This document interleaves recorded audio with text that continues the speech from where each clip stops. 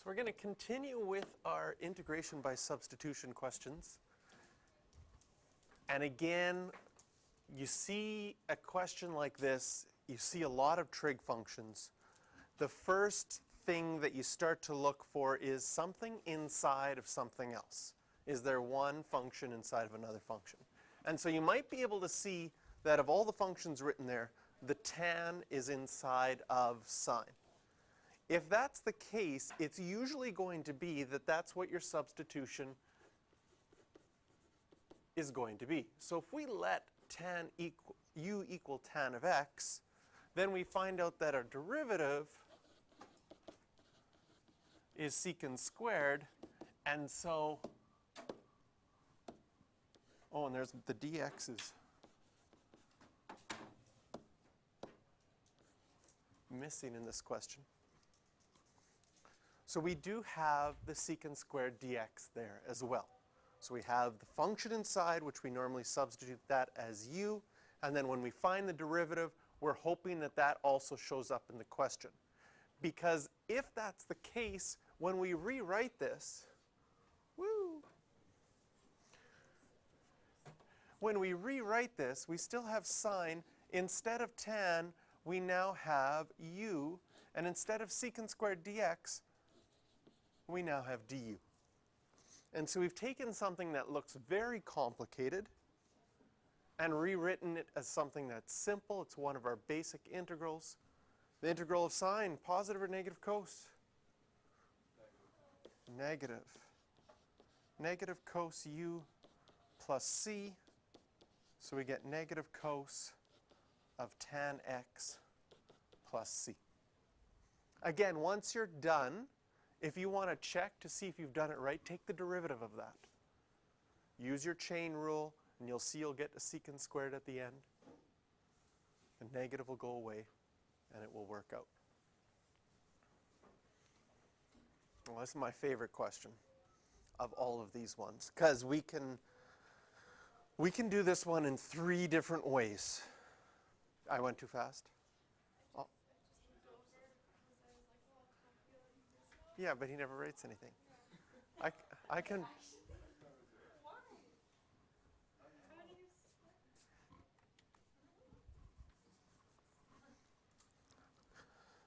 So in this question, we have 2x's inside of sine and 2x's inside of cos. So we could think of that as a function inside of another function. But 2x is the same as our ax plus b questions that we did earlier. Remember those ones whenever you have a line inside of another function? You didn't need to use substitution. You just needed to divide afterwards to make it work. So that's a little bit harder in this case to see what you want to substitute. However, you might remember or you might recognize that, well, the derivative of cos is sine and the derivative of sine is cos, so maybe I want to make u equal to either the sine or the cos. The nicest one is to make u equal to sine, because the derivative of sine is positive cos. If we chose u to be cos, since the derivative of cos is negative sine, we'd have an extra negative we'd have to deal with. And as soon as you add a negative sign, chances of making a mental math error increase. So if we use u as sine 2x, we can do the derivative of this. The derivative of sine is cos, and there would be a chain rule where you'd have to multiply by 2. So as far as matching up with our original equation, it doesn't quite. But if we divide both sides by 2 or multiply by a half,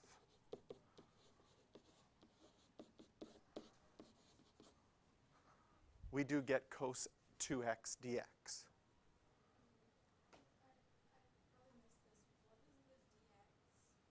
So the dx and the du, notation-wise, when we're doing the derivative, we should write it like this, du dx. Right? That's the notation for derivative. Okay? Now, dx isn't a number. Du isn't a number. Du dx means the derivative. Each of these things technically do not mean things separately in this situation, but with a little bit of hand waving and not really explaining things well, we move the dx over here. Well, because then it allows me to replace this whole thing, right? This whole thing matches up perfectly with this. Okay? And when I substitute in, I get u, and instead of this red box, I can write 1/2 du. Now the du is important because that says the variable here that you want to integrate with is u, whereas originally the variable that we wanted to integrate with was x. Okay? Now, what I did in this step right here, by multiplying both sides by dx, isn't something that, like, it makes sense as a fraction, and if you think of it as a number, it seems to make sense. It's not actually mathematically sound to say that. But if you would go through a complicated proof of why this works, it always works. We don't try to understand why that always works or prove it. We just accept it at this moment and say, okay, that's nice that that works because it sure makes the integration here work out nicely. Because now this is something that's really easy to integrate. Because it's just a standard power rule. Oops. We can just go, this is equal to add 1 to the exponent, divide by our new exponent, plus c, which is the same as 1/4 sine 2x, I guess I could put the squared in there, plus c.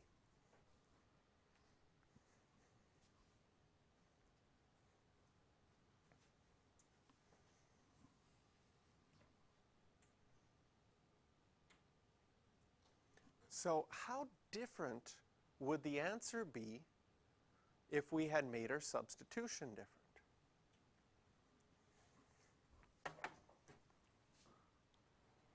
So now I'm going to go back. Everybody written down everything they wanted to for this one? And we're going to let u equal cos 2x and see what we get. And then we're going to do something totally crazy and totally different from that and see what we get. And I think the answers should make you a little bit uncomfortable, but maybe not too bad. Okay. Oh, instead of erasing this,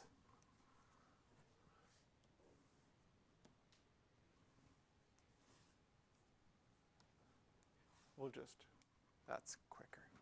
Paste it again.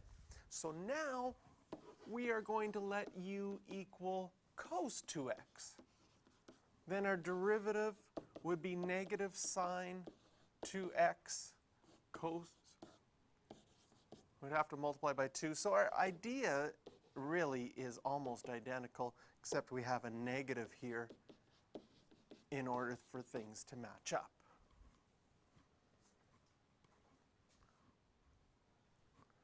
When we substitute back in, we get u and then negative 1/2 du. As far as our highlighting goes, here's our u. Oh, that's wrong color. There's our u, which I've always highlighted in yellow, and here's our du, sort of separated there. But we replace the yellow with the u, and all of the green gets replaced with the negative 1/2 du. When we integrate this, add 1 to the exponent, divide by the exponent, plus c. So we get negative 1/4 cos 2x this time, squared, plus c.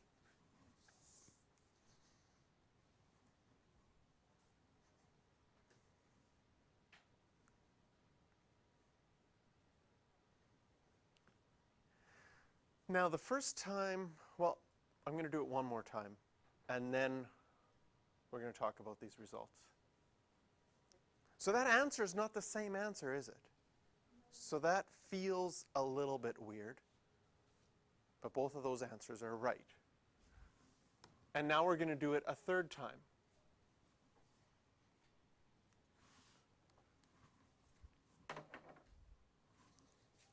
Are you okay, or did you notice that this looked like one of your trig identities? Okay, we have a trig identity that says sine 2 alpha equals 2 sine alpha cos alpha. What we have here looks like this, part only. Sine something, cos something, and the somethings are the same. So my alpha is like a 2x, and my other alpha is 2x, but I'm missing that 2 out in front. Well, if I wanted to, in this equation, I could play around with this equation. You learned it this way, but who knows, there might be another country, another place that says, oh, we never teach the formula like that. We always teach this formula.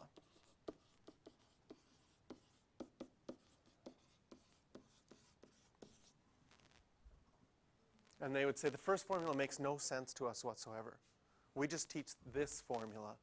That makes sense for us. But with a little bit of mathematical ability, you say to yourself, well, those are the same thing. Well, if they're the same thing, we could take what we have here and say, I can rewrite this as 1/2 sine 4x dx. You see what I did? My alpha was 2x. I had this in the red box right here with my alpha being 2x. So I rewrote it as the left side with the 1/2. Well, 2 times alpha will just be 2 times 2x, which would just be 4x. And now we've got an equation we don't even have to use substitution, because this is an equation that's in the form ax plus b. Integral of sine. Positive or negative? Negative. So we're going to get negative 1/2 cos 4x. This is an ax plus b one. What do I have to do with the ax plus b? Because there's a 4x in here. To divide by 4 plus c. So simplifying this, we get negative 1/8 cos of 4x plus c.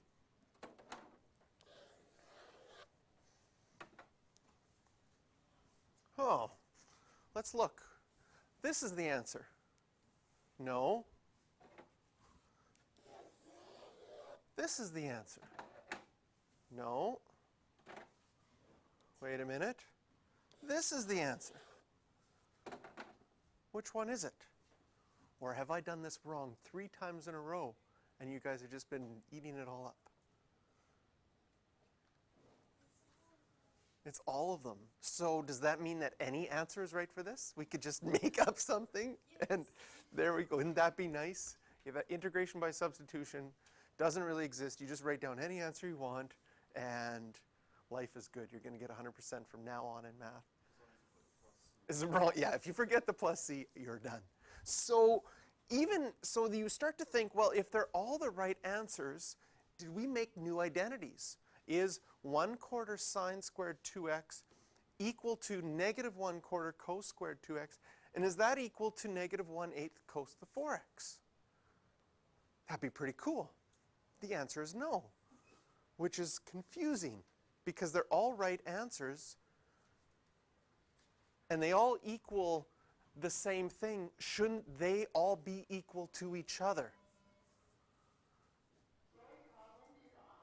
And they don't. That makes us feel a little bit funny. Of course, we have a plus c here, and that plus c could be a different number for each one in order for them to be somewhat equal. But even at that point, even if you shift them up and down by graphing them, They don't quite match up.